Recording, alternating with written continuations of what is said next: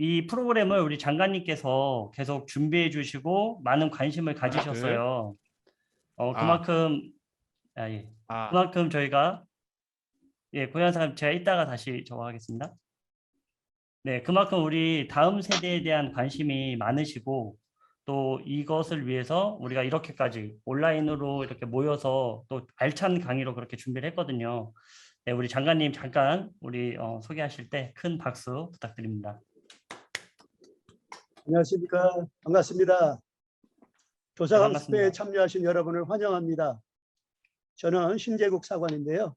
제가 제일 잘하는 특기는 심부름이거든요. 그러니까 무엇이든지 시킬 일 있으면은 저를 시켜주세요. 뭐 마당을 쓴다든가, 뭐 어디가 가렵다든가, 뭐가 필요하다든가 그런 거 있으면은 저 돈도 많거든요. 그러니까 주일학교를 하고 싶은데 돈이 필요하다, 뭐가 필요하다 그러면은 무조건 저를 찾으면 됩니다. 부르면은 마당새기 때문에 언제든지 달려갈 것입니다. 이번 2021년 우리가 이 코로나19의 상황이 계속되고 있지만 그래도 되는 데는 됩니다. 성령의 능력은 아멘. 중단이 없습니다.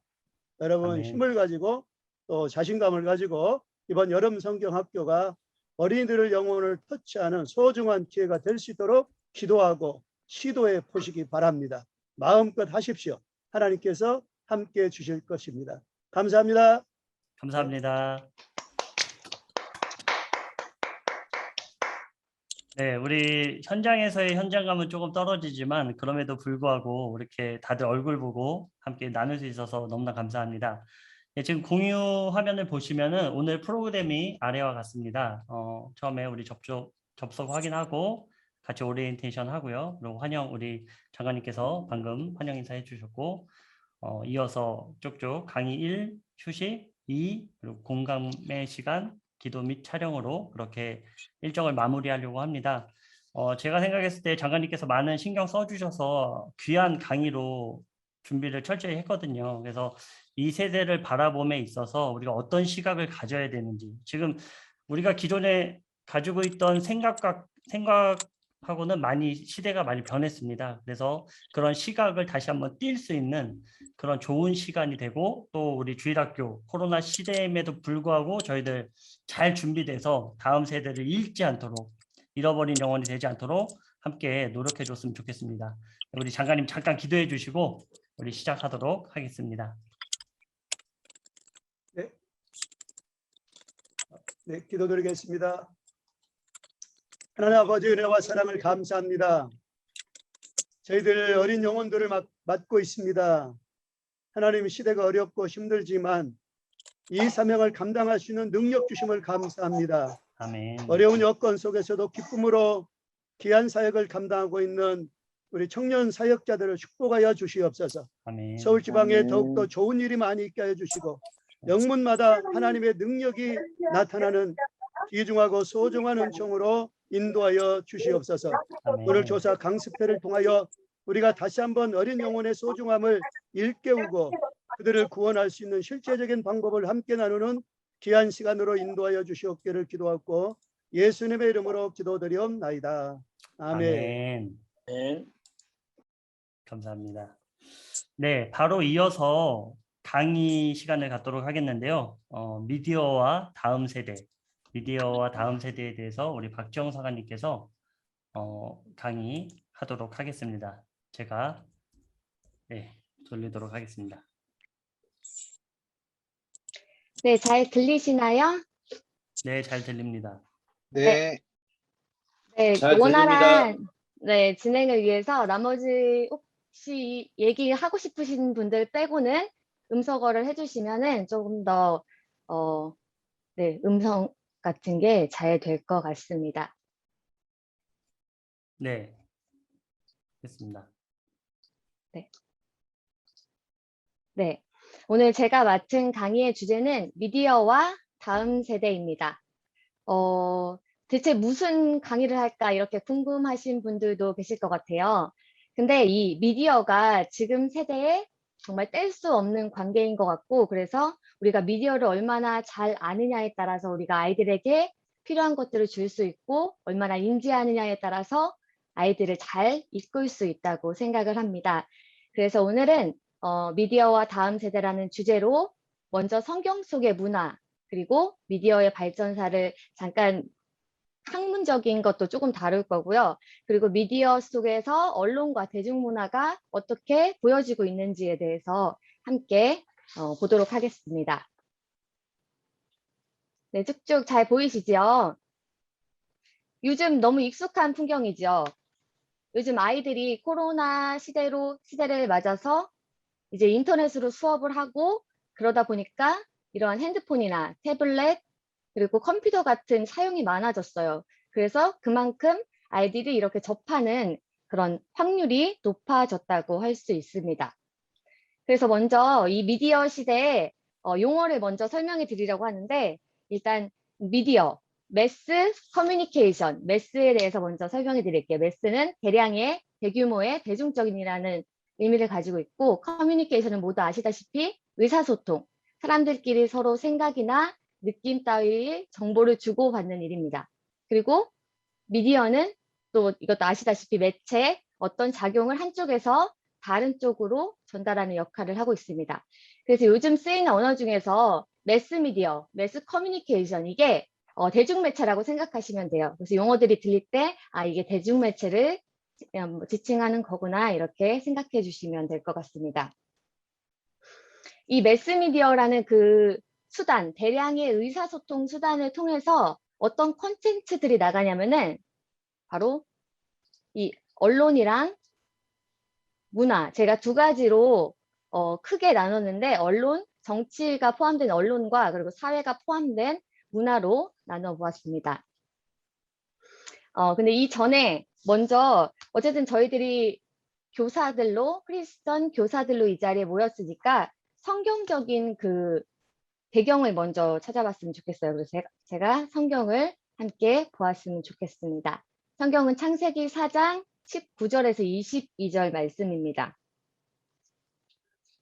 저보다 또 많이들 아시겠지만 이 하나님께서 우리 사람을 만드시고 이 세상을 주셨어요. 그래서 성경에서 처음 보면은 하나님의 족보와 세상의 족보가 갈리는데 하나님의 족보는 셋으로부터 그리고 사람의 족보, 인본주의는 가인으로부터 이렇게 나옵니다. 그래서 셋의 족보에 그 에녹이 하나님이 데려가신 그 귀한 사람이었잖아요. 그 같은 대수에 라멕이라는 사람이 나옵니다.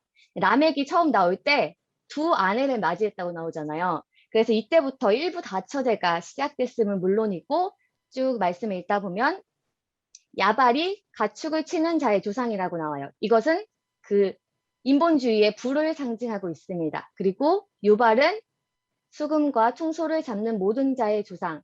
이건 지금의 문화를 의미하고 있습니다. 그리고 두발가인은 구리와 새로 여러 가지 기구를 만드는 자, 각종 무기의 시초라고 할 수 있습니다. 그리고 이 두발가의 누이 그 여성의 이름 나아마라는 이름이 나오는데 이거는 음녀라는 뜻을 갖고 있어요. 성경에서 구체적으로 이렇게 사람들의 이름이 나온 거는 그 인본주의의 사상, 즉 사단이 권세를 가진 이 인간 문명이 이렇게 시작되었다는 것을 보여주고 있는 것 같아요. 그래서 저희는 오늘 중에서 이 문화에 대해서 같이 살펴보도록 하겠습니다. 처음에는 조금 미디어의 발전사부터 먼저 조금 학문적인 거지만 알아두시면 아이들한테 대할 때 조금 편할 것 같아서 발전사부터 먼저 하도록 하겠습니다. 네, 잘 보이시나요? 매스미디어의 시작은 1920년 미국으로부터 시작하는데 1920년대 신문 서적이 처음 그 시작이에요. 그러니까 페이퍼로 된 그 미디어가 처음 시작된 거라고 볼 수 있습니다. 한 예로 그 1910년에는 미국 한 가정당 신문 보급률이 0.3부였다고 해요. 그런데 1920년대에 들어서 한 가정당 한 부. 그러니까 그 신문의 보급률이 최절정에 달한 시기라고 합니다. 그리고 또 새로운 매스미디어가 등장했습니다. 20세기 초에 라디오, 영화, 그러니까 우리가 시각적으로도 볼 수 있는 이 매스미디어가 등장해서 사람들이 정말 큰 관심을 보였어요. 그리고 이로부터 본격적인 학문 연구도 시작됐습니다. 그래서 현재는 그런 미디어의 발전으로 오다가 새로운 멀티미디어 커뮤니케이션 환경으로 급속하게 이동 중에 있죠. 우리도 다 잘 아시다시피 또 지금은 뉴 미디어 시대라고 합니다. 이 뉴 미디어는 온라인 신문, 블로그, 소셜미디어 등을 얘기하는 건데 예전에 미디어는 한쪽에서 한쪽으로 영향만 줄 수 있었는데 지금 뉴 미디어는 서로 간에 영향을 주고받을 수 있다고 말하고 있습니다. 그래서 이러한 효과가 어떻게 일단 중요한 것은 지금 그 뒤에도 지금 이 매스미디어의 효과에 대해서 같이 다룰 건데 어떤 형태든지 이 매스 커뮤니케이션이 우리 삶 속에서 계속 중요한 역할을 한다는 걸 꼭 기억하고 있으셔야 될 것 같아요. 이거 표 잘 보이시죠?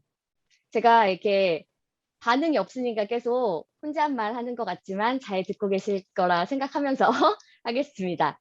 네, 미디어의 영향이 1920년대 그리고 40년대, 60년대 그리고 70년대부터 지금까지 이렇게 계속해서 발전하고 있는데 처음에는 엄청 높아요. 이게 뭐냐면은 사람들이 처음 미디어를 딱 접했을 때 깜짝 놀란 거예요. 아, 이런 게 다 있었나?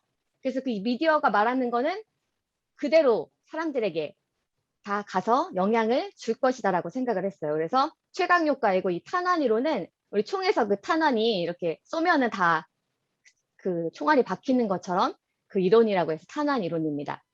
그 다음에 사람들이 이때 우리가 미디어가 너무 큰 효과를 가지고 있다는 것을 잘못 생각한 것 같아 라고 해서 소효과 이론이 나옵니다. 1940년대는 미디어는 그렇게 큰 영향을 미치지 못한다 라는 이론이 있다가 그 다음에 중효과 이론으로 생각보다 미디어가 조금 효과가 있을 것이다 라는 생각을 했습니다. 그리고 지금 현재는 계속해서 강효과 이론으로 가고 있습니다.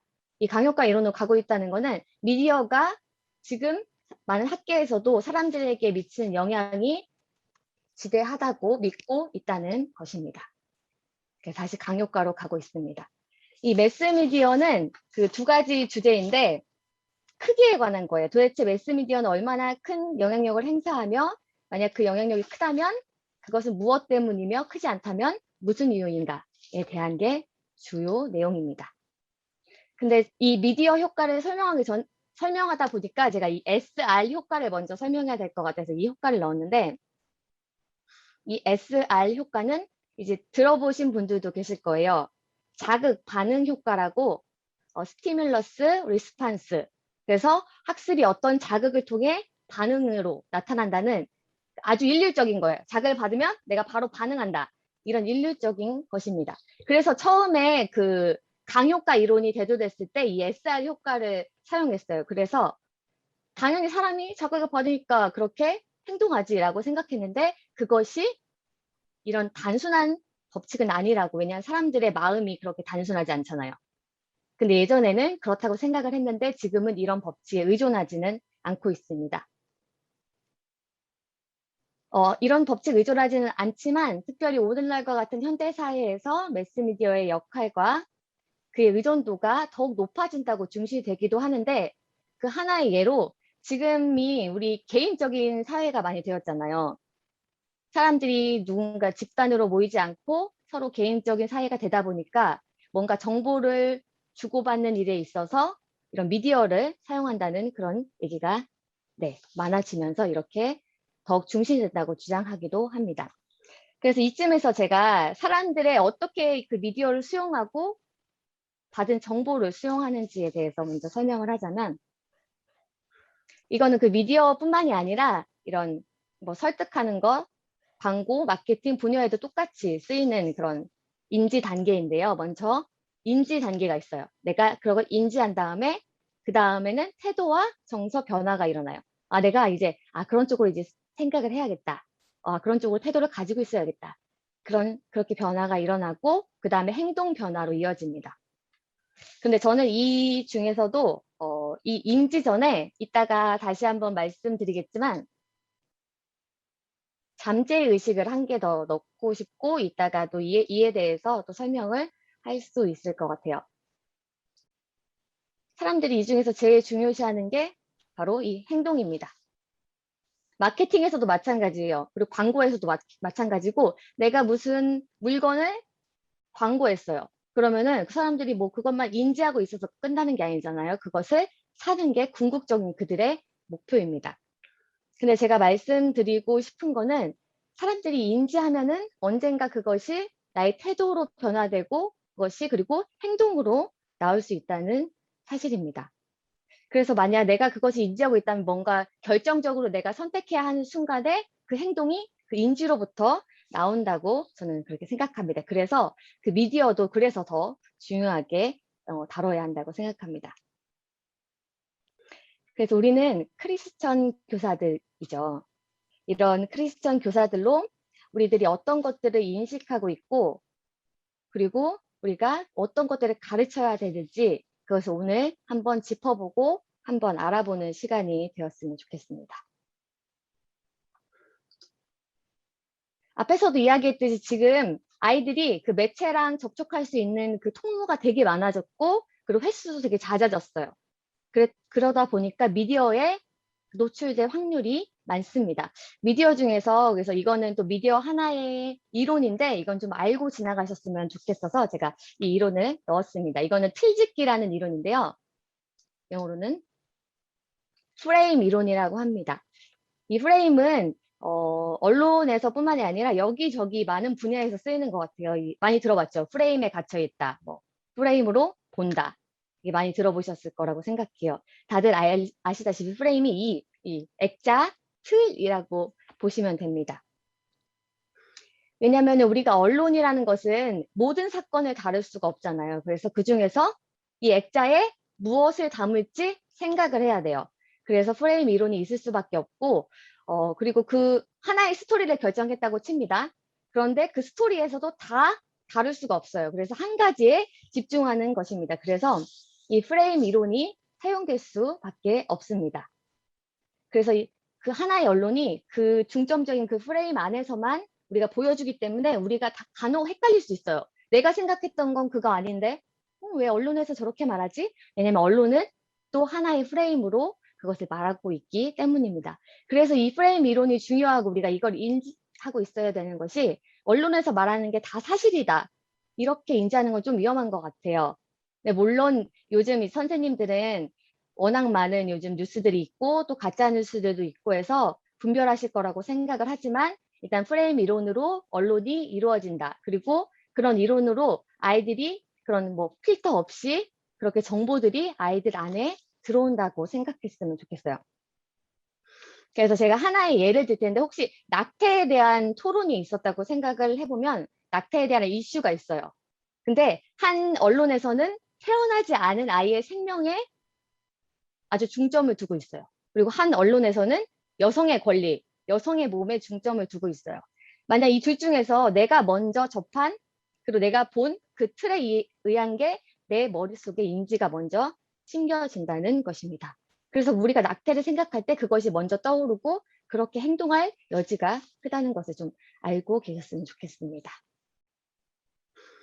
이거는 그냥 간단하게 그냥 설명하지 않고 넘어갈 건데 또 학문적인 거라서 로버트 앤트맨이라는 이제 커뮤니케이션 학자가 이 틀의 4가지 기능에는 문제를 정의하는 기능이 있고 그리고 그 문제에 대한 원인을 분석하고 그리고 도덕적 판단을 촉구하고 해결책을 제시한다고 말한 바 있습니다.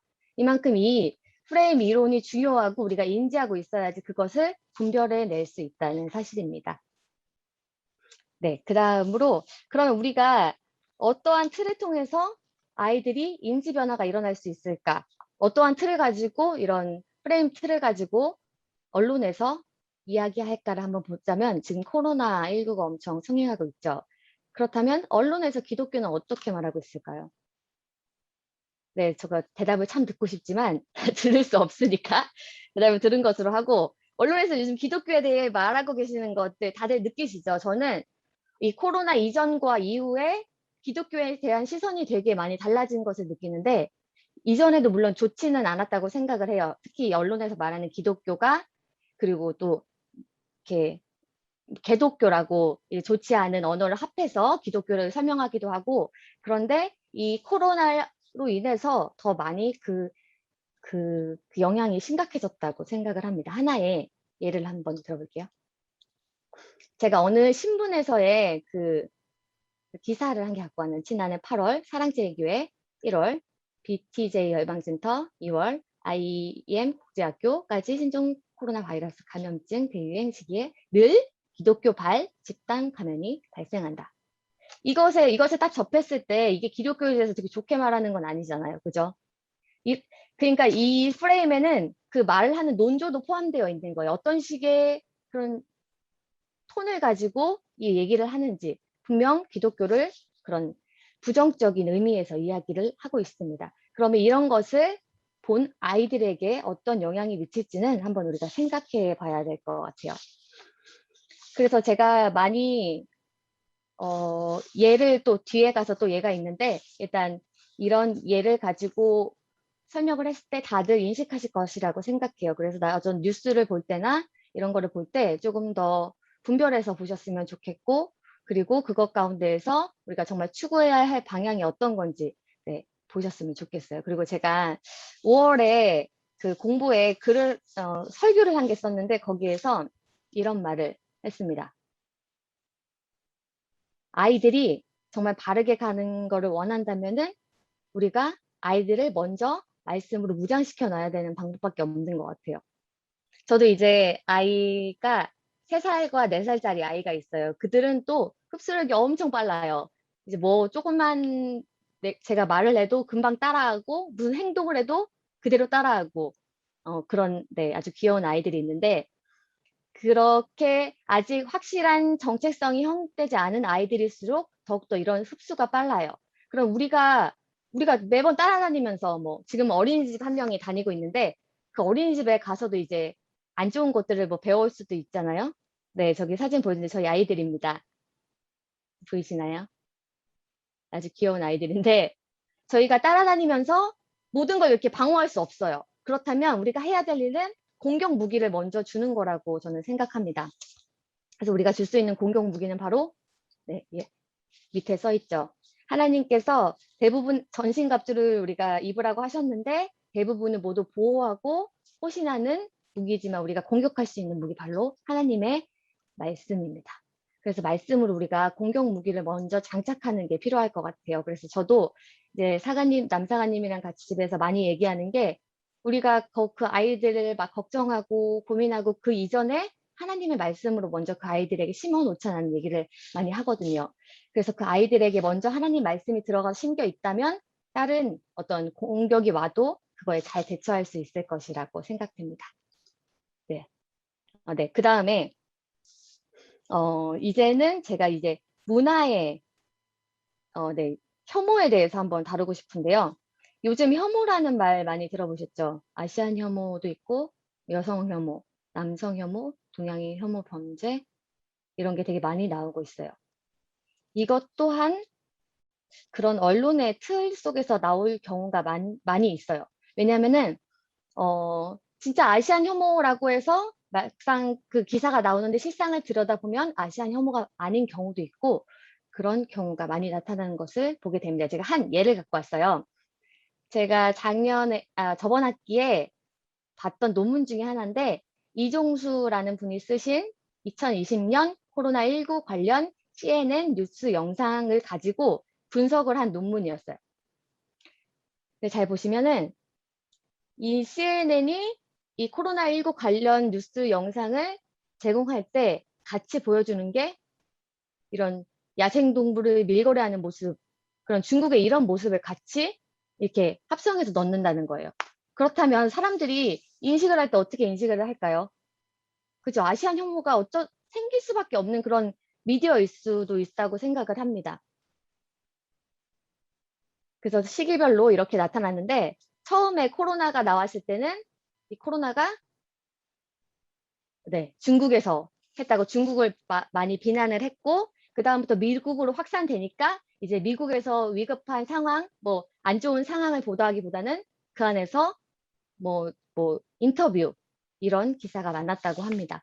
그래서 우리가 생각해야 할 것이 그런 미디어에서 나오는 그 뉴스라든지 언론에서 말하는 그 모든 것이 다 사실이 아닐 수도 있다는 거. 사실이지만 하나의 측면만을 보여줄 수 있다는 것을 먼저 생각해 보셨으면 좋겠습니다. 네, 이 분열하는 거 아까도 말씀드렸다시피 뭐 여성 혐오, 아시안 혐오 이렇게 분열하는 것들은 하나님의 방법이 아니고 사단의 방법임을 꼭 기억하시면서 분별할 수 있는 우리 선생님들이 되셨으면 좋겠습니다. 이제 문화에 대한 얘기를 한번 해보려고 하는데요. 네, 미디어와 문화는 참 밀접하게 관련이 있죠. 문화 중에서 우리가 미디어를 통해서 그 문화가 많이 확산되고 있습니다. 그리고 지금 요즘 많이 나오는 말로 MZ세대라고 하는 것이 1980년대 초반부터 2000년대 초반 출생한 밀레니얼 세대로 1990년대 중반부터 2000년대 초반 출생한 Z세대를 아울러 이르는 말이라고 합니다. 이 MZ시대는 혹시 모를 수 있는데 우리가 우리나라의 대중문화, 대중가요가 확산된 시기를 혹시 아시나요? 우리 선생님들은 아실 것 같아요.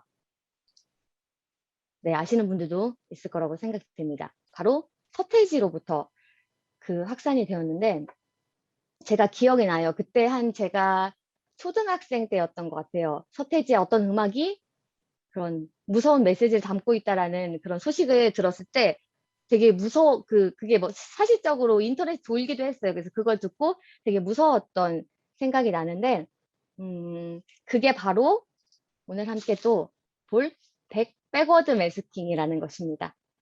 백워드 매스킹은 그 자기가 원하는 그 메시지를 뒤로 돌려가지고 음악을 만드는 그런 기법인데 이것을 어떻게 활용했는지 오늘 한번 처음으로 영상을 한번 보겠습니다.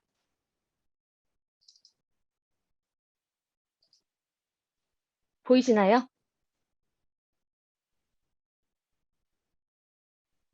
안 보이나요?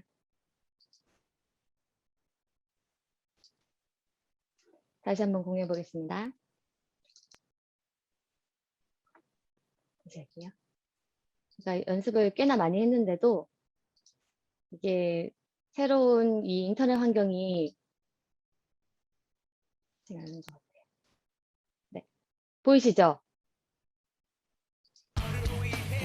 대한민국 대중음악은 서태지와 아이들의 등장 전으로 나뉜다는 말이 있을 정도로 서태지님이 가요계에 끼친 영향은 어마어마한데요. 노래뿐 아니라 퍼포먼스, 행동 하나하나까지 전 세대가 주목하는 문화 대통령입니다.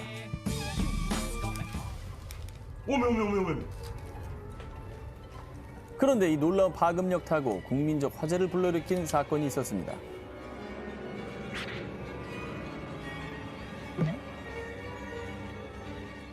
서태지와 아이들 노래를 거꾸로 틀어보면 악마의 소리가 나온다는 이 노래 속에서 악마의 소리가 들린다고 합니다.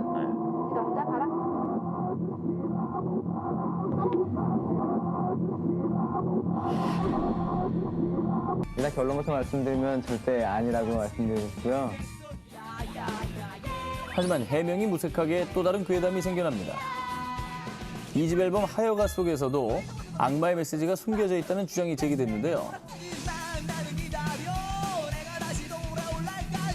자, 문제 부분입니다. 이 부분을 거꾸로 재생하면 어떻게 들릴까요?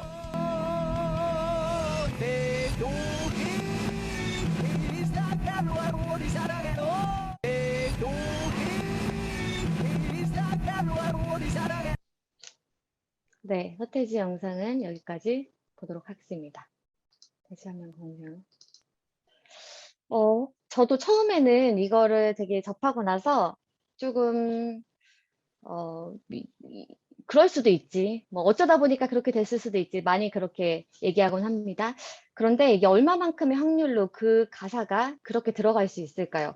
저는 그게 우연이 된 거는 아니라고 생각하고 지금은 물론 많은 가수들이 그거를 역이용해서 메시지를 숨겨 넣기도 합니다. 그렇다면 정말 백워드 매스킹이 그런 담고 있는 가사는 우연이 아니라는 것을 먼저 아셨으면 좋겠고 지금 콩순이도 한번 보겠습니다.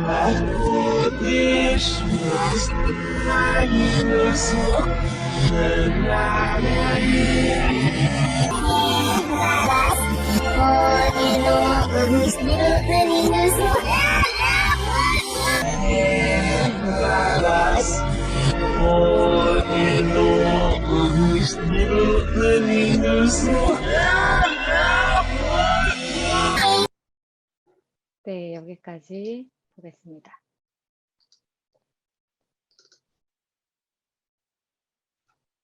다시 보이시나요? 네, 지금 저도 콩순이에 대한 얘기는 되게 최근에 알았던 것 같아요. 그리고 되게 많이 놀랐어요. 솔직히 아이들이 정말 저희 아이들도 볼 만큼 어린 아이들부터 이걸 접하고 있는데, 그거에 이런 가사가 숨겨져 있다는 것에 먼저 정말 놀랐습니다. 근데 지금 그래서 이 가사가 저도 근데 좀 그렇게 생각하는 편이었던 것 같아요. 그래서 그 가사가 있는데 어떻다고 뭐 어차피 거꾸로 들어가니까 무슨 영향이 있을까라는 생각을 했었는데 그 전에 그래서 제가 또 사람들에게는 제가 아까 인지 전에 잠재의식을 먼저 말씀드리고 싶다고 했던 게 사람에게는 서브컨셔스가 있습니다. 우리 컨셔스가 의식 아래에 있는 의식이 있는데 그것이 당장 눈앞에 드러나지 않지만 언젠가는 우리 안에서 나올 수 있다는 거예요. 우리가 의식하지 못하는 내면에 우리 이미 자각되는 것이 있다는 것입니다. 이거를 하나의 실험으로 풀어낸 사람이 있었어요. 제임스 비컬이라는 사람이 서브리미널 이펙트, 서브리미널 효과라고 하는 것을 실험을 했는데 많이 들어보신 적이 있으실 거예요, 다들. 팝콘과 콜라 이 실험이었어요. 그 영화 상영관에 그 영화를 상영하는데 그리고 사람이 인지하지 못할 정도의 짧은 초에 이 팝콘, 이 팝콘이었던 거야. 드링크, 콜라 이렇게 문구를 새겨 넣었다고 합니다. 그리고 그 영화를 보고 나서 제가 봤던 거는 영화를 보고 나서 팝콘은 58%, 콜라는 18%가 매출이 증가했다고 그렇게 실험이 있었다고 해요. 근데 또 이거 아니라고 밝혀졌어 이러시는 분들이 또 있으실 거예요. 맞아, 이게 그 코카콜라 회사에서 조금 크게 과장해서 그런 효과를 설명했다는 그런 마케팅을 홍보하기 위해 데이터를 허위로 했다는 그런 말이 있었습니다. 하지만 이후에 이런 잠재의식 효과를 노린 광고 등이 금지되었다는 사실이에요. 그것을 보면 이것이 분명 영향이 있다는 것을 알 수 있고 그리고 이후에 또 몇몇 실험들이 있었는데 그 실험들에서 이런 잠재의식을 이용한 그런 마케팅 효과들이 나타났습니다. 근데 그들이 말하는 게 뭐냐면은 그래 너무 걱정하지 마. 왜냐면 효과가 정말 미미해. 그 미미하다고 말하는 것은 제가 아까 말씀드렸다시피 당장 행동으로 보여지지 않는다는 거예요. 그런데 우리의 이미 잠재의식 속에 있는 거는 우리의 인지로 나오기 마련이고 그 인지가 우리의 태도를 변화시키고 태도가 언젠가 우리 행동으로 나오기 마련이라는 것입니다. 특별히 제가 아까 말씀드렸듯이 아이들은 스폰지 같은 흡수력을 가지고 있어요. 그 아이들이 이러한 안 좋은 것들로 채워져 있다면 결정적으로 아이들이 하나님을 인정해야 될 때 이것이 걸림돌이 될지도 모릅니다. 그래서 우리 선생님들이 먼저 이것에 대해서 자각하고 계셔야 하는 것이 정말 중요하다고 할 수 있습니다. 그래서 아까 말씀드린 서브 컨셔스랑 그리고 이 서브리미널 효과 그리고 그 다음에 이 프로이드의 무의식 개념까지 조금 더 확장할 수 있는데 이것까지는 제가 설명을 하지 않지만 여기 그림만 봐도 아실 거예요. 우리가 의식보다 무의식에 얼마만큼 많이 차지하는지 이 그림을 보면 아실 건데 이것도 솔직히 논란이 많은 그림이라고 해요. 왜냐면 이것보다 훨씬 더 무의식이 크다는 거예요. 이것밖에 표현이 안 돼 있어? 근데 훨씬 더 큰 무의식을 우리가 정말 측정할 수도 없는 무의식 가운데 살고 있다는 사실입니다. 그래서 이걸 먼저 인식하셨으면 좋겠습니다. 마지막으로 요즘 많이 이슈가 되고 있는 젠더 문제에 대해서 한번 또 말씀드리려고 하는데, 젠더라고 많이 들어보셨죠? 젠더. 네, 많이들도 아실 거라고 생각합니다. 이 젠더는 사회적인 성을 이르는 말이에요. 우리가 남자, 여자, 정말 이 생물학적인 성은 섹스라고 표현을 하는데, 사회적인 성은 이 젠더라고 표현을 합니다. 그리고 이 젠더로부터 어떤 우리 요즘 아주 한국에서 핫한 이슈로 차별금지법이라는 이 법이 계속해서 지금 이슈가 되고 있고, 이 법을 통과시키려고 계속해서 하고 있는데, 기독교에서 계속 맡고 있죠. 그리고 여기서 나온 것이 또 성소수자라는 또 문제까지 이어지고 있습니다. 저는 일단 이렇게 미디어에서 많이 다루고 있다는 것만 알려드리고, 이거의 세부적인 내용은 다루지 않을 거지만 이런 것은 인식하고 계셔야 된다는 걸 말씀드리는 거고, 밑에 뭔가 LGTB 같은 게 있잖아요. 보이시죠? LGBTQ. 저도 이 문화에 대해서 본격적으로 공부하기 전까지 이 단어가 뭔지 몰랐어요. 근데 어느 날 책을 읽다가 이 LGBTQ가 나왔는데 대체 무슨 말이야 라고 하면서 인터넷에서 한번 찾아봤던 기억이 납니다. 이거를 좀 기억하고 계셨으면 좋겠어요. 이게 정말 많이 쓰이는 용어이고, 그리고 이걸 알고 나서 제가 TV 같은 것을 봤을 때 되게 많이 나오는 용어라는 것을 볼 수 있었습니다. 이게 뭐냐면은 레즈비언, 게이, 바이섹슈얼, 트랜스젠더, 퀴어의 약자예요. LGBT까지만 쓰기도 하고 LGBTQ까지 같이 쓰기도 합니다. 그래서 이것은 이렇게 용어로 소수자를 이렇게 용어로 부르고 있다는 거 꼭 기억해야 하고, 그래서 이런 것들 나오면 이것이 어떤 거에 관한 거구나 라는 것은 알고 계셨으면 좋겠습니다. 네, 이 섹스 젠더 물론 지금 많이 논란이 되고 있어요. 차별금지법도 마찬가지고 이 성에 대한 부분도 마찬가지인데, 일단 하나님은 사람을 남자와 여자로 만드셨고, 중간 단계 제가 얼마 전에 어떤 사관님 얘기를 나눴는데, 그 사관님이 키우는 아들이 초등학생인데, 그 초등학교 어떤 설문지에 이런 자기 표시하는 게 있었다고 해요. 남자, 여자, 중성이라고 했나? 뭔지 확실히 기억은 안 나지만 그 중간 그런 범위이겠죠? 이런 걸 자꾸 요즘 넣고 있어요. 그런데 하나님은 확실하게 남자와 여자로 창조하셨다는 거예요. 거기에 중간은 없다는 사실을 꼭 기억하셨으면 좋겠고, 그리고 동성애는 분명 죄라고 말씀하셨다는 것도 꼭 기억하셨으면 좋겠어요. 근데 중요한 건 우리가 제가 설교를 하자는 건 아니지만, 그 죄는 미워하지만 사람은 미워하지는 말라고 또 말씀하셨기 때문에 우리 그 사람들을 뭔가 하나님께로 이끌고자 노력을 하지만, 그렇지만 그 죄는 단호하게 우리가 죄임을 꼭 인식하고 계셨으면 좋겠습니다. 그리고 아이들에게도 확실하게 알려줘야 될 거라고 생각해요. 지금 제가 계속 저희 이제 아이들 이야기를 하는데, 지금 3살, 4살 아이들이 조금 이 성에 대해서 관심이 많은 것 같아요. 그래서 책 같은 것도 좋아하는 책이 나는 남자, 너는 여자, 이런 책, 화장실은 어떻게 가는지, 이런 책을 좋아하고, 그래서 지금 더 계속 어렸을 때부터 확실하게 그것을 심어준다면 나중에 컸을 때 조금 더 혼란이 덜하지 않을까 생각해서 지금부터 많이 알려주도록 노력을 하고 있고, 그리고 정말 아이들에게 바른 복음을 줘야 하는 것이 우리 선생님들의 몫이라고 생각을 합니다. 그리고 미디어에서 많은 것들이 지금 우리를 혼란하게 하는 세대이지만, 그중에서도 잘 분별해서 우리가 정말 잘 인지하고, 확실히 그 아이들한테 뭘 보고 있는데 그게 어때? 보지 마! 이렇게 말하는 것은 효과적이지 않을 것 같아요. 그런데 아이들에게 먼저 설명해주고 그 아이들이 스스로 받아들이게 한다면 그 아이들이 잘 또 선택할 수 있을 것이라고 생각을 합니다.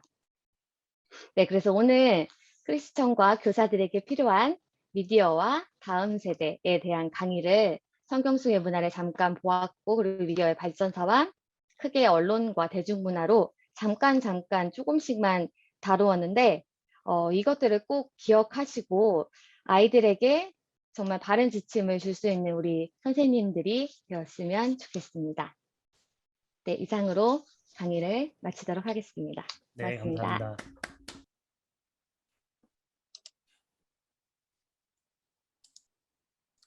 네, 감사합니다. 오늘 신청하신 분들보다 많이 이렇게 와주셨는데 너무나 감사합니다. 네, 이제 이어서 바로 이 두 번째 강의를 시작하려고 하는데요. 우리 서울제일영문 부담임 사관님이신 정성희 사관님께서 이 코로나 시대의 주일학교라는 주제로 함께 강의하도록 하겠습니다. 굉장히 연장선 되는 부분이라 많은 도움이 될 것 같습니다. 네, 강의 시작하도록 하겠습니다. 감사합니다. 화면 전환이 잘 되고 되었나요? 있습니다. 예, 잘 되고 있습니다.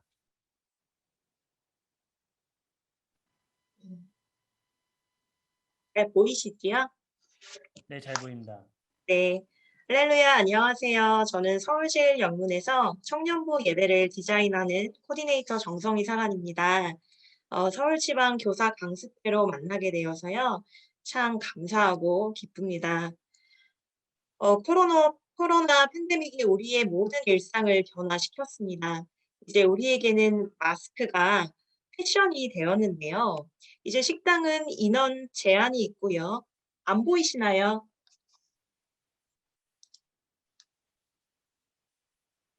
잠시만요.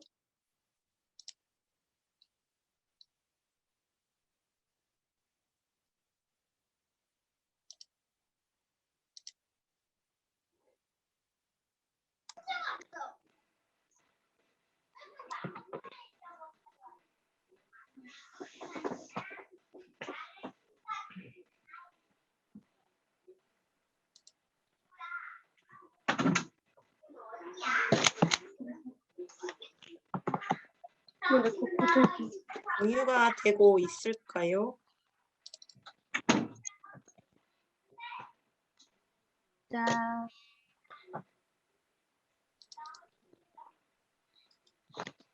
계속 공유가 안 되고 있는데 잘 되고 있습니다. 잠시만요.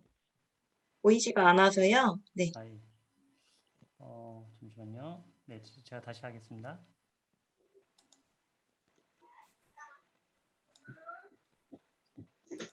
네.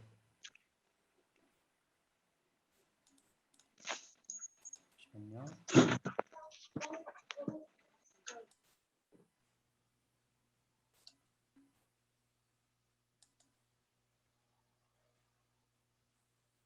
보였다 사라졌네요. 지금 이게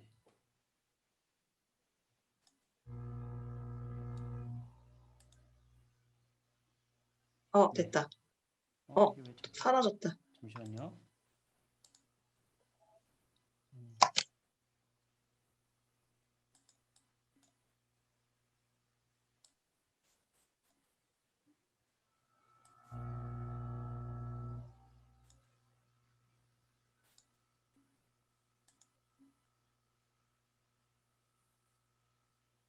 다시 한번 체크해 주시겠어요?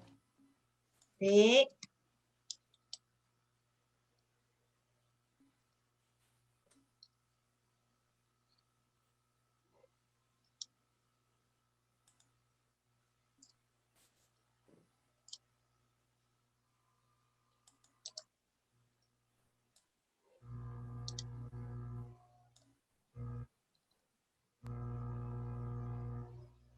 예, 됐습니다.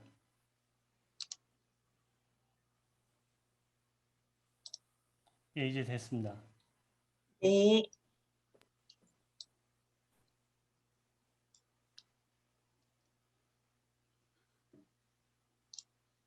다시 한번 띄워 주시겠어요? 네. 네, 됐습니다. 코로나 팬데믹이 우리의 모든 일상을 변화시켰는데요. 이제는 우리에게 마스크가 패션이 되었습니다.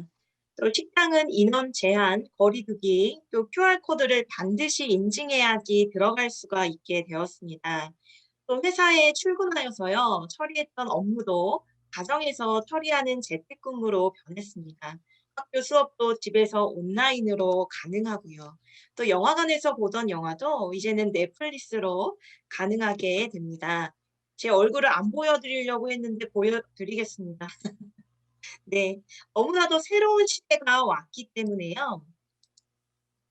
뉴 노멀 시대에 적응하는 자만 살아남는다라는 때가 왔습니다. 많은 미래학자들은요, 이제 지난날로 돌아가는 것은 불가능하다고 말합니다. 그리고 이제 데이터에 없었던 새로운 길을 걷고 있기 때문에 이러한 상황을 이렇다 저렇다 예견하기 복잡하다라고 이야기합니다. 그런데 이 새로운 삶의 변화는요, 우리 영혼을 구원하고 삶을 변화시키는 우리 영문에도 파도처럼 휘몰아쳤는데요. 우리 영문의 주일학교는 어떻습니까? 갑자기 찾아온 이 변화에 하나님의 사람들을 잘 길러내고 계신지요. 제가 제1연문에 작년 2월에 부임했는데요.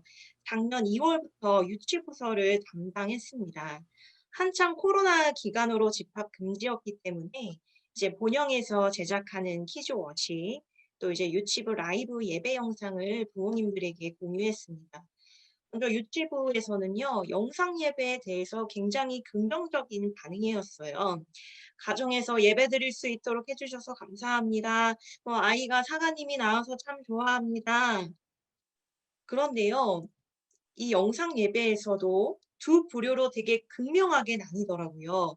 부모님의 신앙이 있느냐 없느냐에 따라서 온라인 예배 참여도가 달라지게 되었습니다. 부모님의 신앙이 있으면은요, 아이가 영상을 따라서 예배를 잘 드릴 수 있도록 집중을 잘할 수 있도록 도와줘요. 근데 반대로요, 부모님의 신앙이 없으면 아이는 온라인 예배를 드리지 않고 방치될 뿐이었습니다. 결국 집합 금지가 풀리고요. 현장에서 예배가 가능한데도 불구하고 2019년 유치부서 제적이 20명 정도에서 출석 인원이 11명에서 16명 정도였는데요. 이제는 현장 예배에 오는 어린이들이요, 4명에서 5명으로 대폭 감소했습니다. 코로나 이후 상황이 이렇습니다. 온라인 예배 앞에서 내가 시청자인지 예배자인지 신정한 정체성이 없기 때문에요. 1년의 온라인 예배 결과 어린이들이 예배자가 아니라 시청자로 전락해버린 거예요. 내가 좋으면은 보고, 내가 흥미가 없으면 중간에는 꺼버리고, 아무런 헌신이나 기대나 갈망도 없이요, 소극적인 영상 시청자로 전락해버린 것입니다. 사랑하는 교사 여러분, 여러분들의 주일학교는 어떠십니까? 우리 한 해 동안 어린이들의 신앙이 더욱 성장했습니까?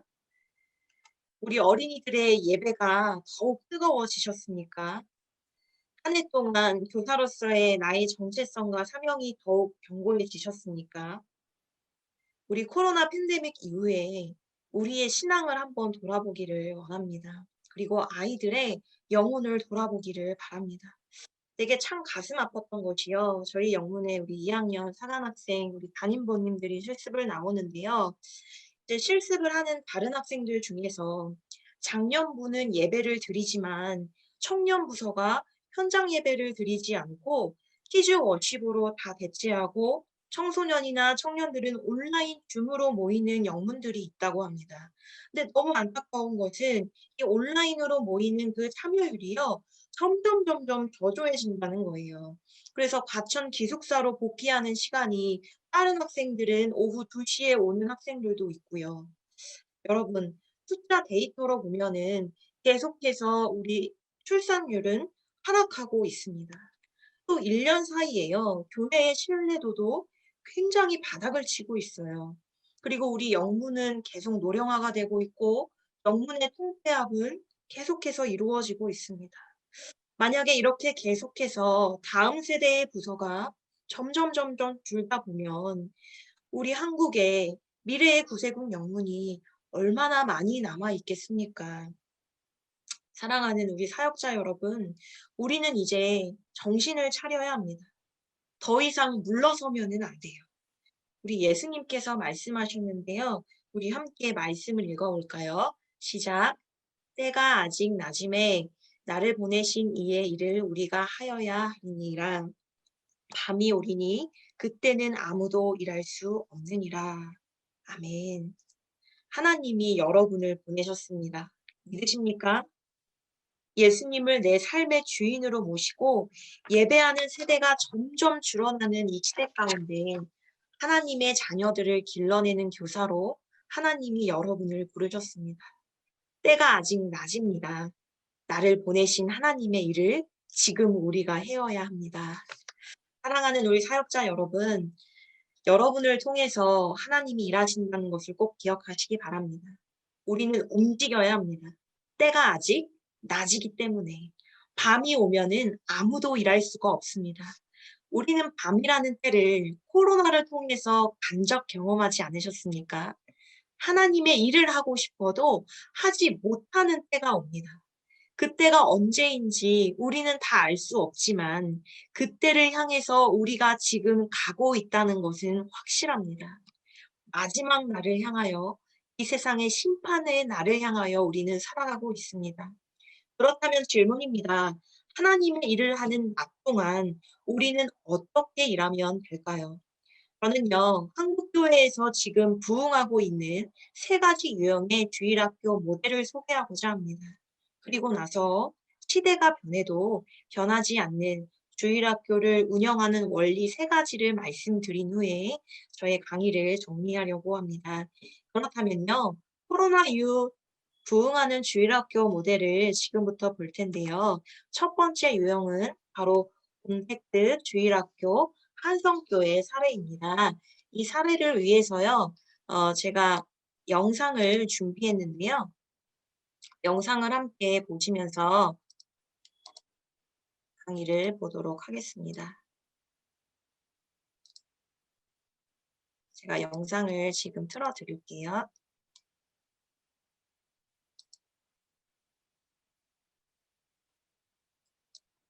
교회 주일학교 운영이 많이 어려워졌죠. 서울의 한 교회는 비대면으로 전환한 뒤 오히려 출석률이 늘었다고 합니다. 비결은 무엇인지 진은희 기자가 취재했습니다. 중고등학생들이 화상회의 앱 줌을 이용해 온라인 주일학교에 참석합니다. 출석 체크 후에는 성경 구절을 암송하는 시간을 갖습니다. 하나, 둘, 셋, 넷. 3장 15절. 소리가 또 안 들리나요? 제가 이거 프로그램을 다시 깔아가지고 곰TV로 하고 있는데 소리가 또 안 되나요?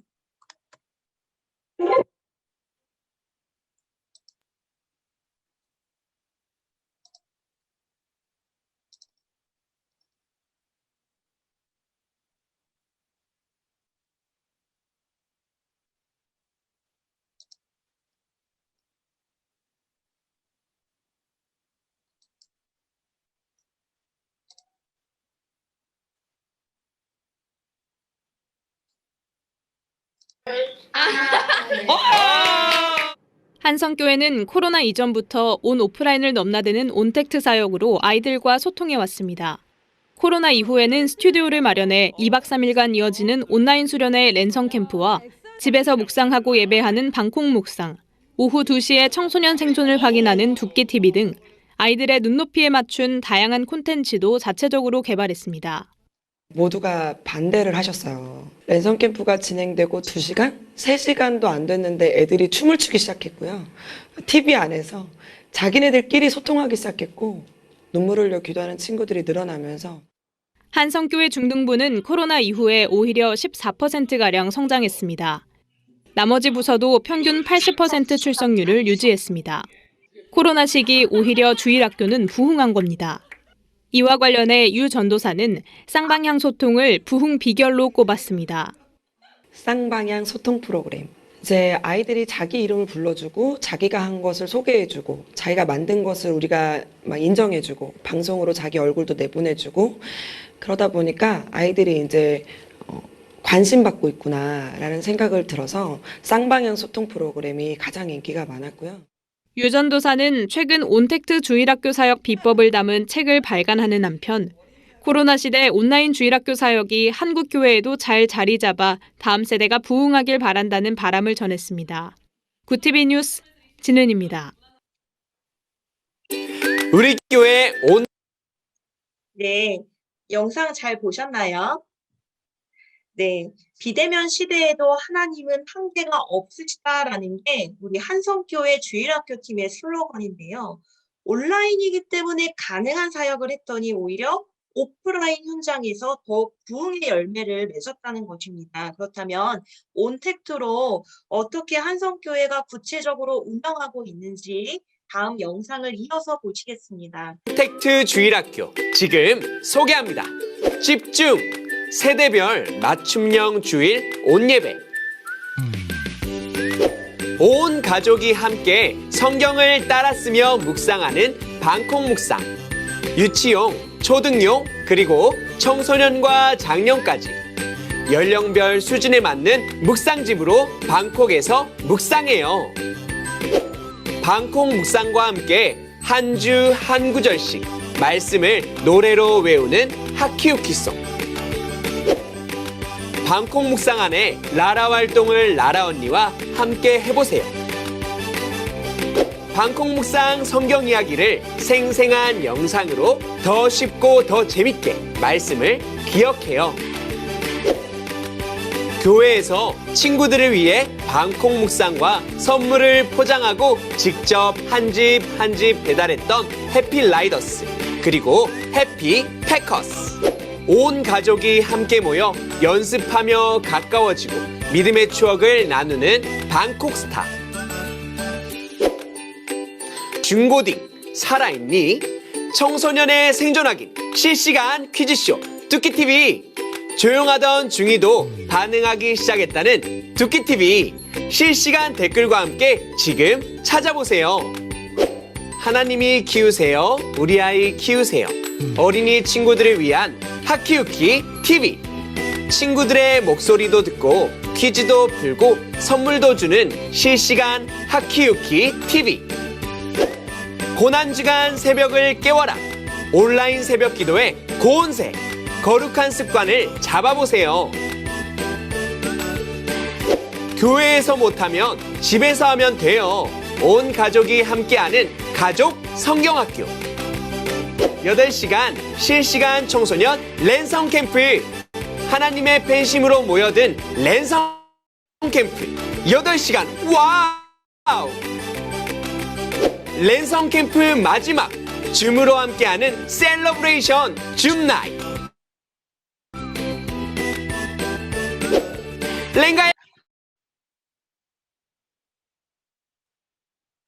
랭가잉 랭가잉. 랜선 가을 행축 온라인으로도 전도할 수 있어요. 새로운 방식으로 새로운 시도. 네, 영상이 여기까지 보시겠습니다.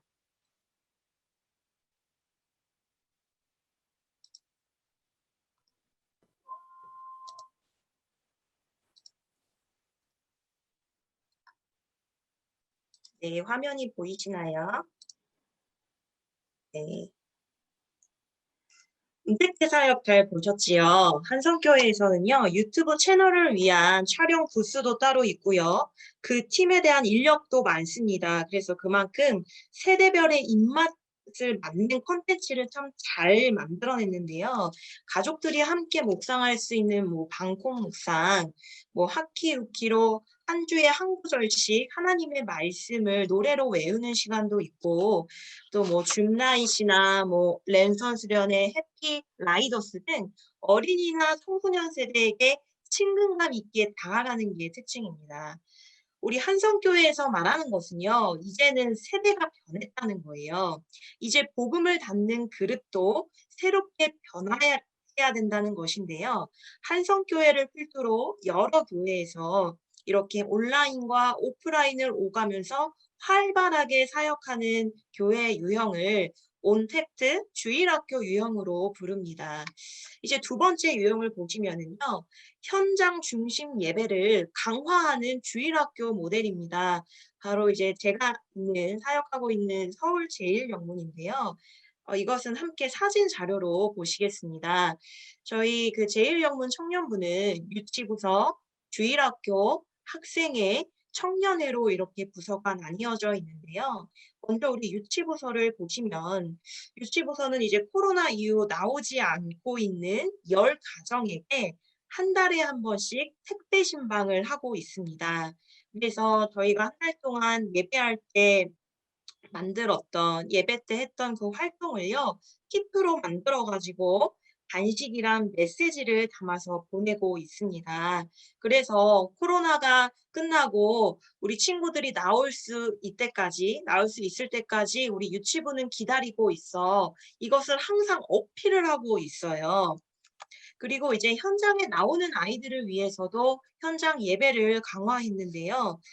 유아 유치부 발달에 맞는 찬양과 또 말씀 시각 자료를 적극적으로 활용하면서 아이들의 그 눈높이와 시선에 맞도록 최대한 노력을 하면서 지금 사역자들이 활동을 하고 있습니다. 그리고 오늘 배운 말씀을 이제 기억할 수 있도록 2부 순서를 계획하는데요. 2부 순서는 이제 말씀을 놀이로 기억하는 이렇게 신체 놀이 활동이 있고요. 또 이렇게 만들기를 해서 기억할 수 있는 활동, 뭐 색칠을 해서 기억할 수 있는 것들로 하여서 아이들이 우리 유치부에 왔을 때, 아, 하나님의 집에 오면 이렇게 즐겁구나.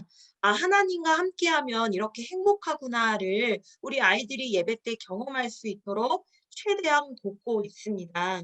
이렇게 유치부서는 예배를 또 택배 신방을 통해서 현장을 강화하고 있습니다.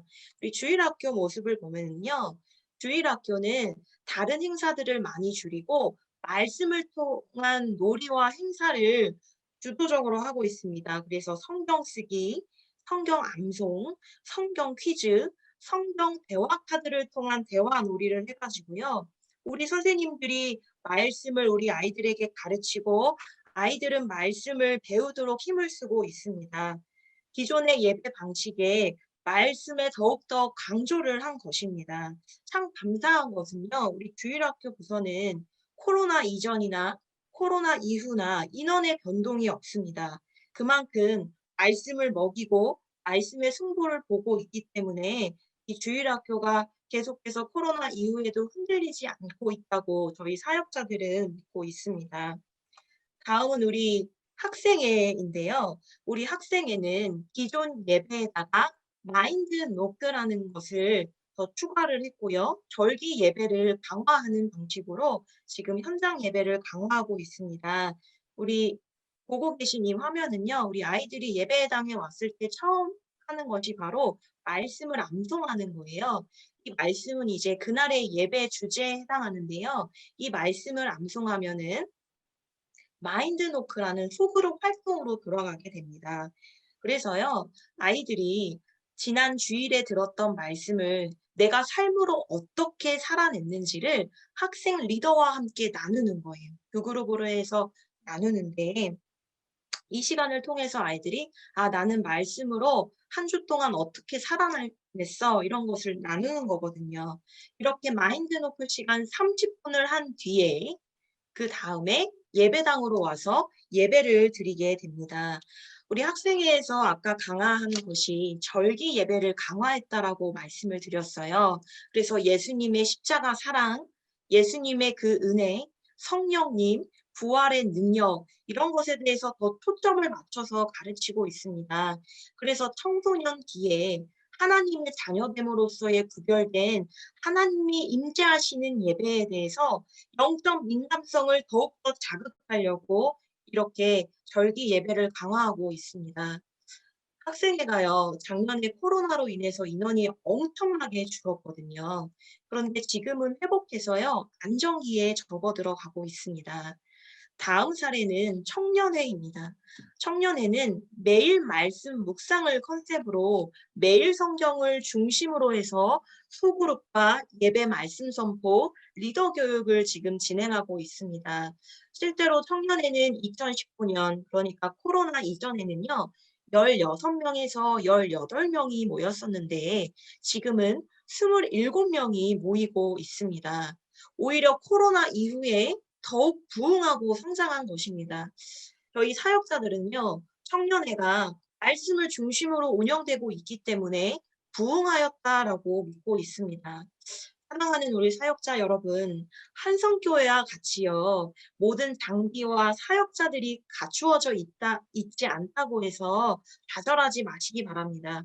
저희 영문과 같이요, 기존의 예배에서 우리가 놓치고 있는 부분, 교육에서 아쉬운 부분, 우리 어린이들의 필요한 부분들을요, 진단해서 더 강화해서 나아가면 됩니다. 이제 세 번째 유형인데요. 우리 코로나 이후 부흥하는 세 번째 주일학교 모델은 바로 세대를 통합하는 세대로 교회입니다. 세대를 통합해서 어떻게 운영하고 있는지 지금 영상을 통해서 함께 보시겠습니다.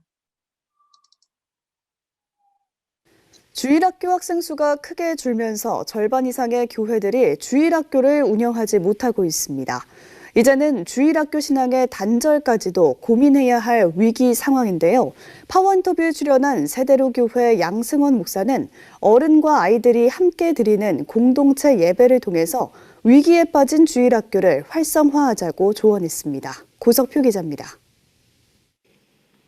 CBS TV 파워 인터뷰에 출연한 세대를 교회 양승원 목사는 현 주일학교 교육의 문제점을 분리라고 지적했습니다. 아이들 교육을 가정에서 분리하고 교회 공동체에서도 분리시켰다는 겁니다. 이렇게 자녀의 영적 양육에 대한 책임을 교회에 이양함으로써 부모들의 신앙이 해이해졌고 그것이 이어서 가정의 붕괴로 이어졌기 때문에 붕괴된 가정에서 건강한 예수님의 제자가 자라기 어려운 악순환이 지금 되었다고 생각이 됩니다. 양승원 목사는 아이들 교육을 가정에서 교회로 옮겨버린 것도 문제지만 교회 교육도 주일학교라는 형식과 틀에서 벗어나야 한다고 강조합니다. 주일학교라는 틀에 가둬서는 안 된다는 겁니다. 그들이 떠나는 이유는 그들을 우리가 한 번도 교회 공동체 이론으로 키운 적이 없는 겁니다. 실제적으로 그들은 별도의 건물에서 별도의 예배 시간에 별도의 찬양과 별도의 설교를 들으며 주일 학생으로 자란 것입니다. 주일 학생으로 자란 그들이 대학생에 대해서 베란간 교회 공동체 안으로 들어오려면 너무 낯선 겁니다. 이에 따라 양 목사는 아이들이 부모나 어른들과 함께 예배드리는 공동체 예배를 드릴 것을 주장하고 있습니다. 공동체 예배는 아이들이 영적으로 성숙할 수 있는 교육적 기능이 있고 지적, 정서적으로 성장시킬 수 있다는 겁니다. 이 공동체 예배에 참여함으로 이들이 공동체 주인으로 일원으로 자라갈 수가 있습니다. 공동체 문화를 전수하고 공동체의 가치를 이들이 배우는 것은 강의나 설교가 아닙니다. 그것은 공동체 예배 안에 참여함으로서만 가능합니다. 아이들은 어른들을 통해서 보이지 않는 하나님이 그 자리에 임재해 계신 것을 느낄 수 있습니다.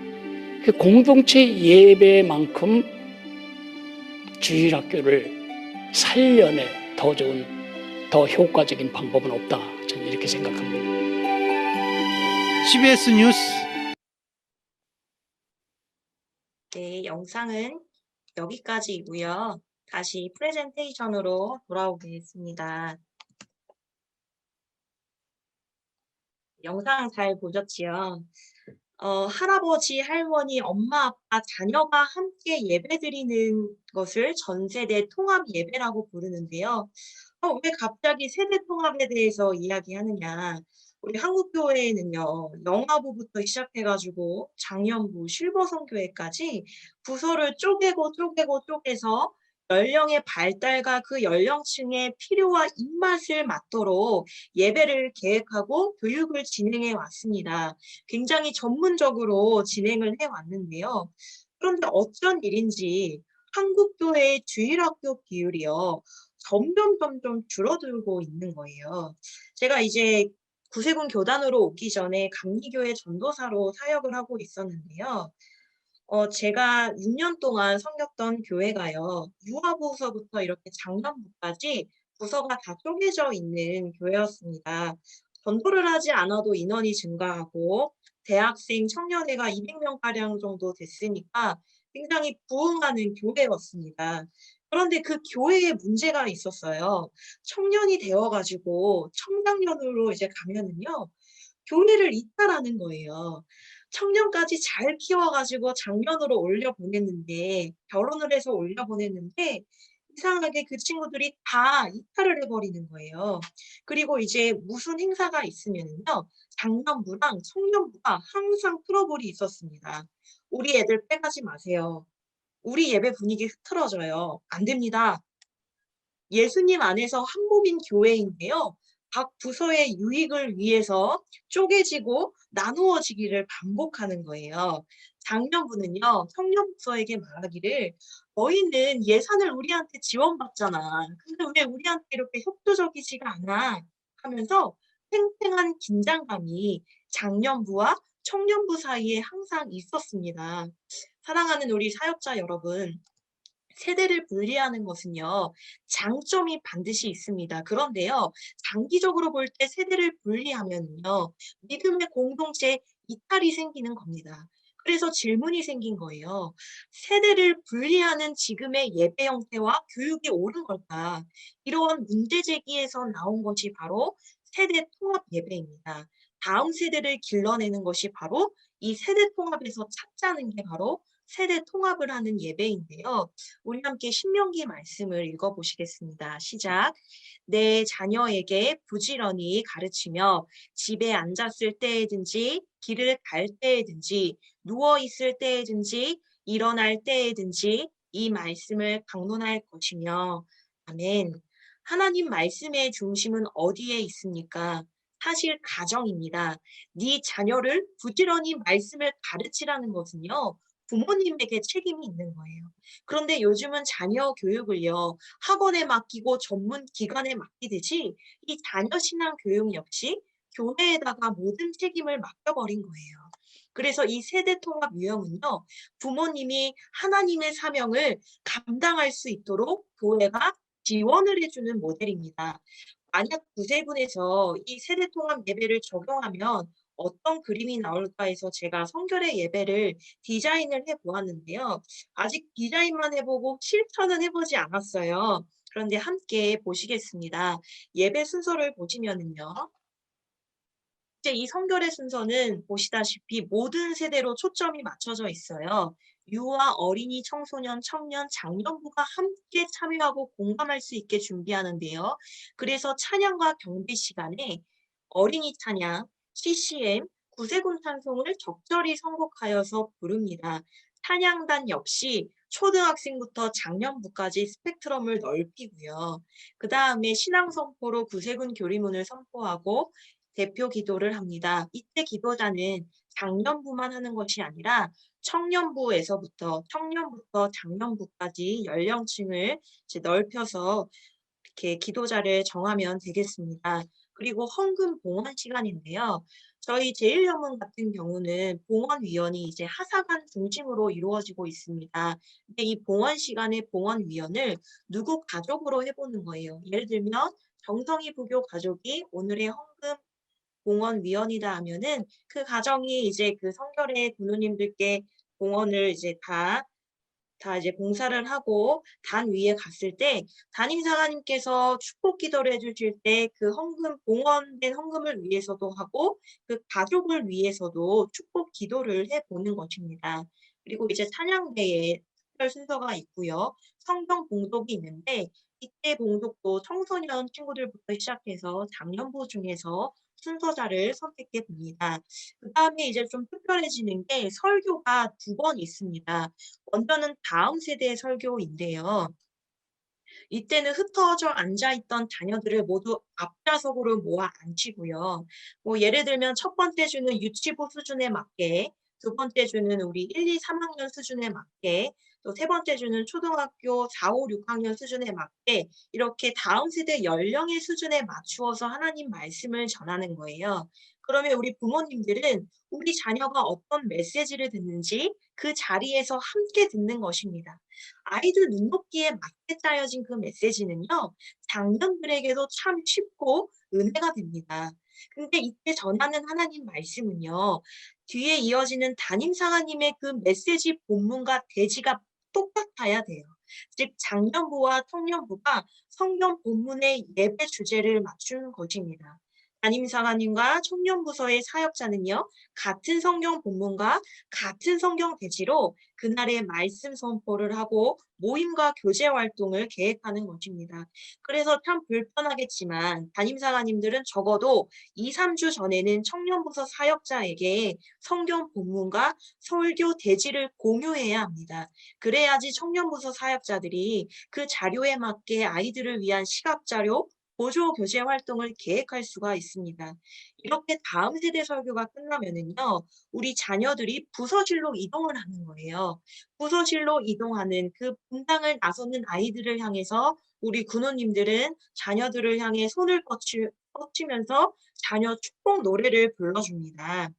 그렇게 해서 부서실로 이동한 아이들은요, 선생님과 함께 분방교재를 가지고 오늘의 말씀을 기억하는 활동을 진행하면서 부서별 어린이 발달을 고려한 교육 활동을 진행하면 됩니다. 다시 성결례로 돌아와서요. 이제 자녀들이 나가니까 주의가 좀 분산되어 있잖아요. 그럴 때 사회자가 나오셔서 교회 소식을 전해줍니다.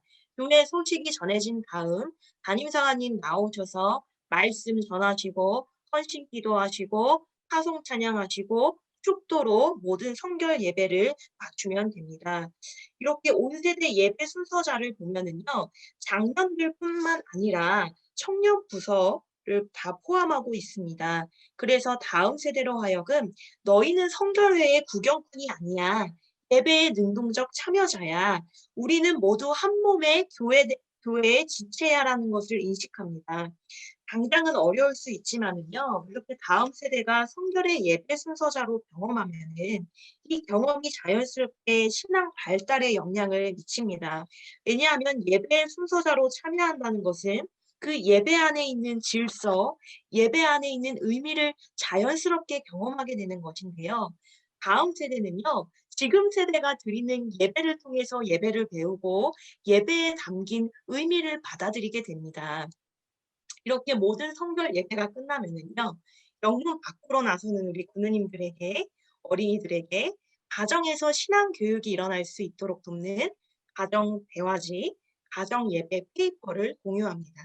그래서 영문에서뿐만 아니라 우리 아이들이 대부분 머물고 있는 가정에서 신앙의 전수가 일어날 수 있도록 도울 수 있습니다. 네, 지금까지 이렇게 한국교회에서 잠시만 물을 마시고 할게요. 네.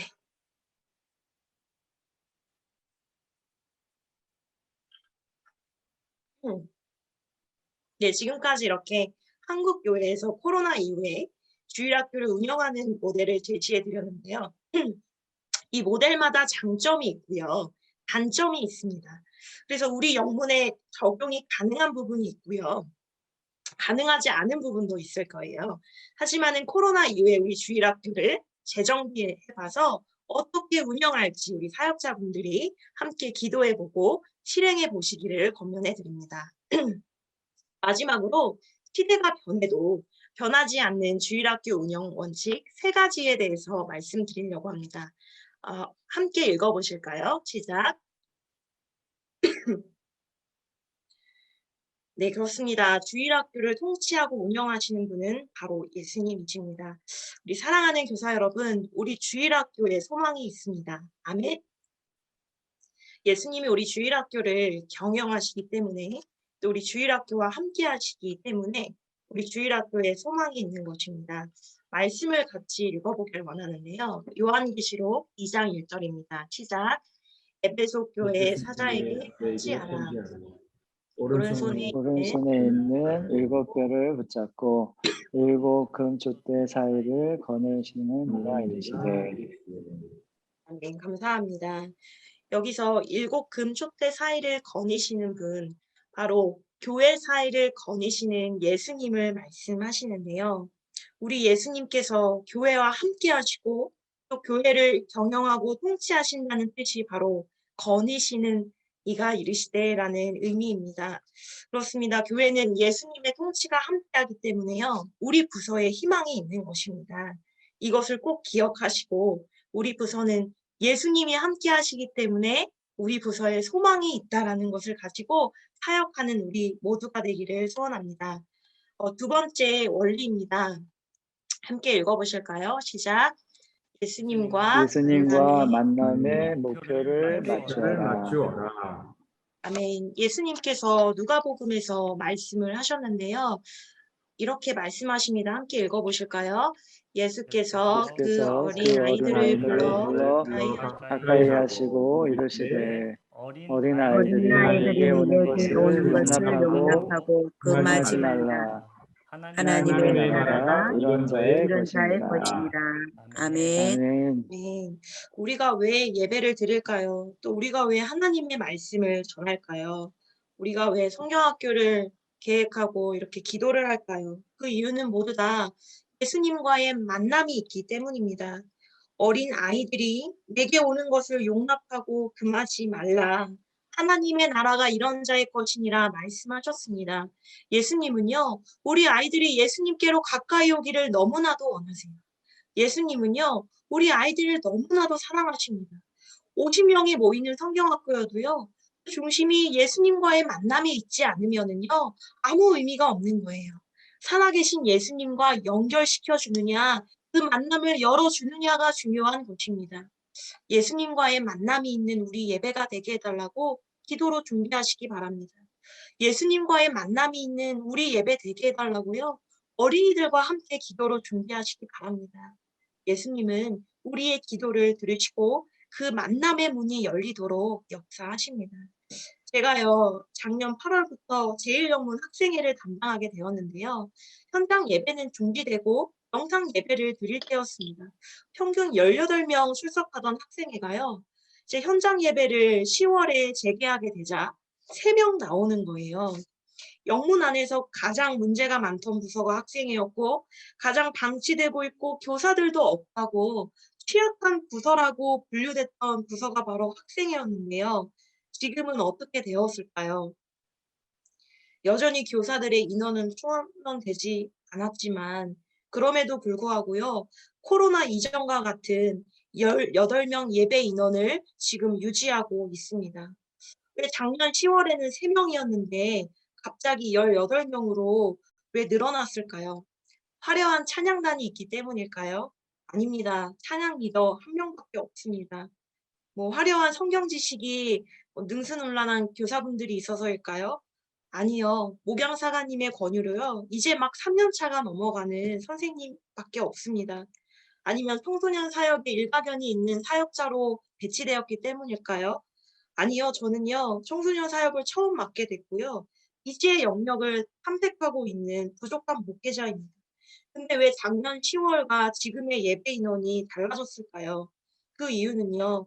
학생들이요. 예수님과 만나야 한다는 그 목표를 향해서 모든 예배와 교육을 계획하고 있기 때문입니다. 그리고 기도하기 있기 때문이에요. 6개월 정도요. 예수님과의 만남에 대해서 이야기를 하다 보니까요. 요즘 아이들의 신앙 고민에 대해서 돌아보면 예수님과 어떻게 친밀해질 수 있을까? 어떻게 하면 예수님을 만날 수 있을까에 대해서 고민을 갖고 있는 아이들을 만나게 되었습니다. 정말 신기한 것은요. 선생님이나 담당 사관님이 어떤 목표를 두고 이 자리에 서 있느냐에 따라서 아이들에게 그것이 전달된다는 거예요. 요즘에는 구세군 분만활동 교재도 있고요. 영문학생 공과도 있고 또 생명의 말씀사 같은 서점도 많습니다. 또 유튜브에는 한성교회와 같은 자료들도 많고요. 우리는 자료를 얻을 수 있는 그 창이 굉장히 많이 열렸는데요. 관건은 이 자료들을 어떻게 활용해서 예수님과 만남에 초점을 맞출 수 있을 것인가, 그것을 우리가 잘 집중하고 있느냐에 따라서 우리 부서의 변화가 있는 것입니다. 우리 마지막으로 세 번째 원리, 주일학교를 운영할 때 변하지 않는 세 번째 원리 마지막으로 함께 읽어보시겠습니다. 시작. 예수님 믿는 본을 보임으로 믿음을 전수하라. 아멘. 아멘. 함께 영상 보시면서 마무리를 하도록 하겠습니다.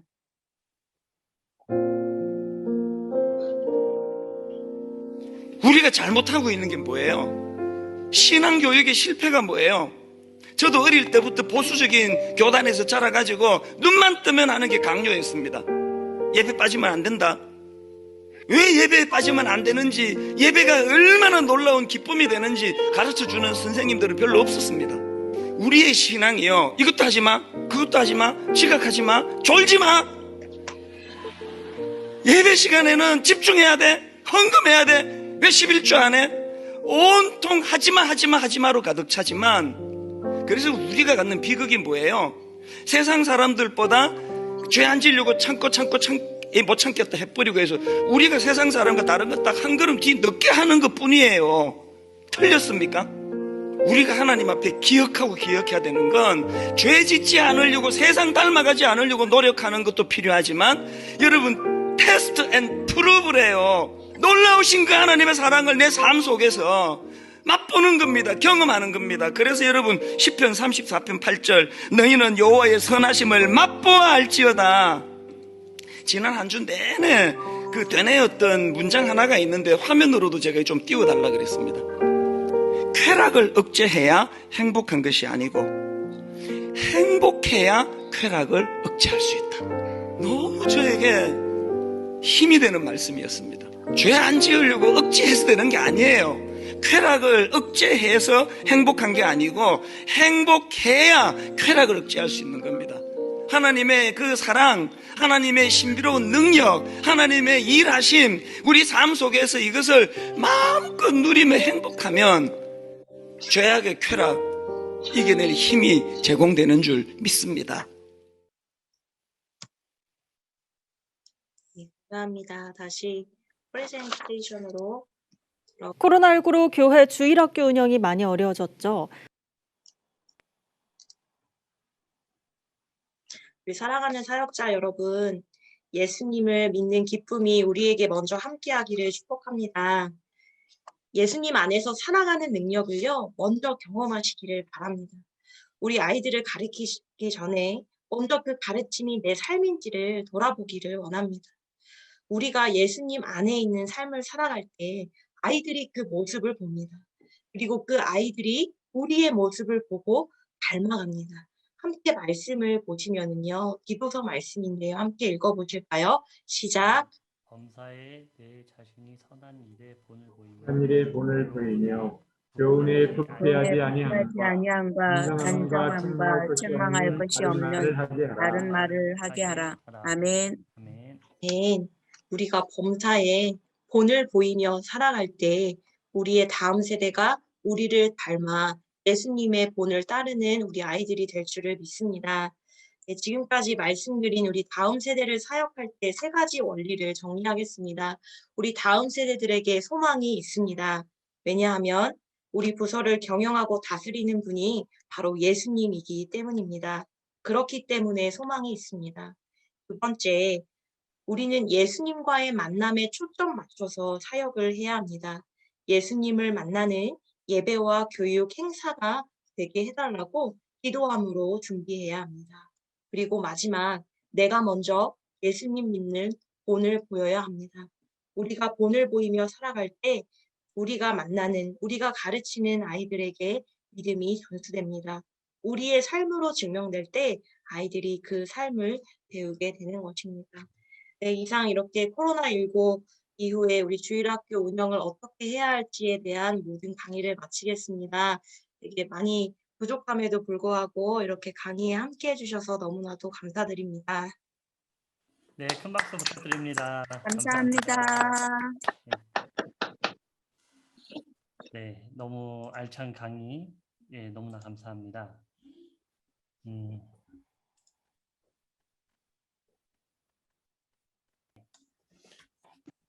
네, 우리 함께 우리 다음 세대를 위해서 또 우리 교사들 또 우리 사관님들 각 영문들 위해서 함께 기도하는 시간 가졌으면 좋겠습니다. 저희들이 어려울 때일수록 하나님께 나아가고 어려울 때일수록 하나님을 바라보는 것이 가장 중요한 것 같아요.